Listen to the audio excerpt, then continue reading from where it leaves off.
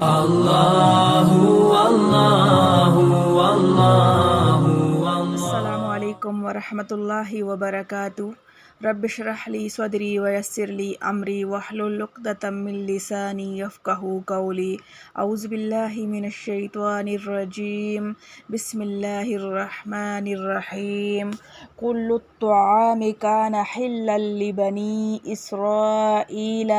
سب کھانے کی چیزیں حلال تھیں بنی اسرائیل کو، الا ما حرم اسرائیل علی نفسہ من قبل ان تنزل التوراۃ، مگر جو حرام کر لی تھیں اسرائیل نے اپنے اوپر توریت نازل ہونے سے پہلے۔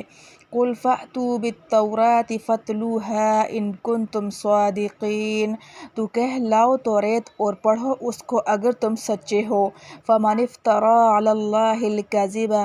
پھر جو کوئی جوڑے اللہ پر جھوٹ، من بعد ذلک فاولئک ھم الظالمون، اس کے بعد تو وہی ہیں بڑے بے انصاف۔ قل صدق اللہ، تو کہہ سچ فرمایا اللہ نے۔ فاتبعوا ملۃ ابراہیم حنیفا، اب تابع ہو جاؤ دین ابراہیم کے جو ایک ہی کا ہو رہا تھا، وما کان من المشرکین، اور نہ تھا شرک کرنے والا۔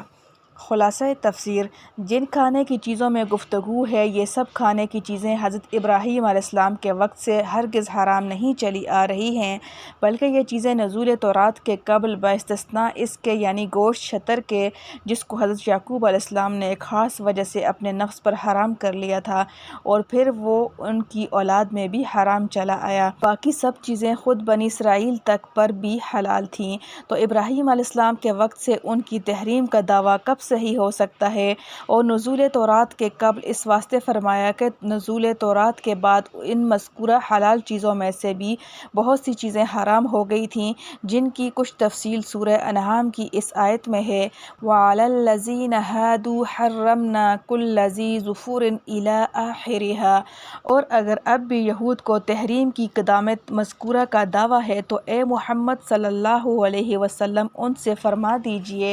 کہ اچھا تو پھر تورات لاؤ، پھر اس کو لا کر پڑھو اگر تم دعویٰ مذکورہ میں سچے ہو، تو اس میں کوئی آیت وغیرہ اس مضمون کی نکال دو، کیونکہ امور منقولہ میں نص کی ضرورت ہے اور دوسری نصوص یقیناً منفی ہیں، صرف تورات باقی ہے سو اس میں دکھلا دو۔ چنانچہ اس میں نہ دکھلا سکے تو کذب ان کا اس دعوے میں ثابت ہو گیا۔ آگے اس پر مرتب کر کے فرماتے ہیں کہ سو جو شخص اس ظہور کذب بالدلیل کے بعد بھی اللہ تعالیٰ پر جھوٹ بات کی تہمت لگائے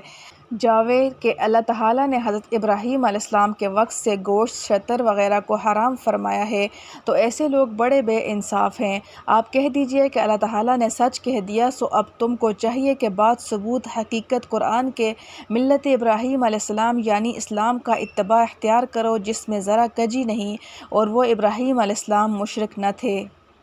معارف و مسائل، اوپر کی آیتوں میں اہل کتاب سے بحث چلی آتی ہے، کہیں یہود سے، کہیں نصارہ سے، کہیں دونوں سے۔ ایک بحث کا آگے بیان آتا ہے جس کا قصہ روح المعانی میں بروایت واحدی کلبی سے منقول ہے کہ جب حضور صلی اللہ علیہ وسلم نے اپنا ملت ابراہیمی پر ہونا باعتبار تمام اصول شرعیہ اور اکثر فروع کے بیان فرمایا تو یہود نے اعتراضاً کہا کہ آپ صلی اللہ علیہ وسلم اونٹ کا گوشت اور دودھ کھاتے ہیں، حالانکہ حضرت ابراہیم علیہ السلام پر حرام تھا۔ جناب رسول اللہ صلی اللہ علیہ وسلم نے جواب دیا کہ نہیں، ان پر یہ حلال تھا۔ یہود نے کہا جتنی چیزیں ہم حرام سمجھتے ہیں یہ سب حضرت نوح و حضرت ابراہیم علیہ السلام کے وقت سے حرام چلی آتی ہیں، یہاں تک کہ ہم تک وہ تحریم پہنچی۔ تو اللہ تعالیٰ نے مذکورہ آیت کل الطعام کان حلا لبنی اسرائیل الی الآخر تکذیب یہود کے لیے نازل فرمائی، جس میں ارشاد فرمایا گیا ہے کہ نزول تورات سے کے قبل باستثناء اس کے یعنی گوشت شتر کے، جس کو حضرت یعقوب علیہ السلام نے ایک خاص وجہ سے خود اپنے نفس پر حرام کر لیا تھا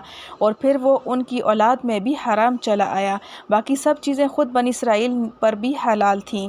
دراصل اس میں قصہ یہ ہوا کہ حضرت یعقوب علیہ السلام کو عرق النساء کا مرض تھا، آپ نے نظر مانی تھی کہ اگر اللہ تعالیٰ اس سے شفا دیں تو سب سے زیادہ جو کھانا مجھ کو محبوب ہے اس کو چھوڑ دوں گا، ان کو شفا ہو گئی، اور سب سے زیادہ محبوب آپ کو اونٹ کا گوشت تھا، اس کو ترک فرما دیا۔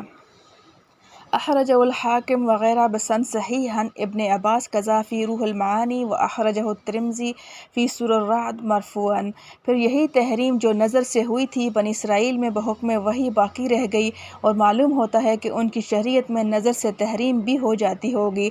جس طرح ہماری شریعت میں مباح کا ایجاب ہو جاتا ہے، مگر تحریم کی نظر جو در حقیقت یمین ہے ہماری شریعت میں جائز نہیں، بلکہ اس میں قسم توڑنا پھر اس کا کفارہ دینا واجب ہے، کما قال اللہ تعالی لم تحرم ما احل اللہ لک الآیہ، اسی طرح تفسیر کبیر میں ہے۔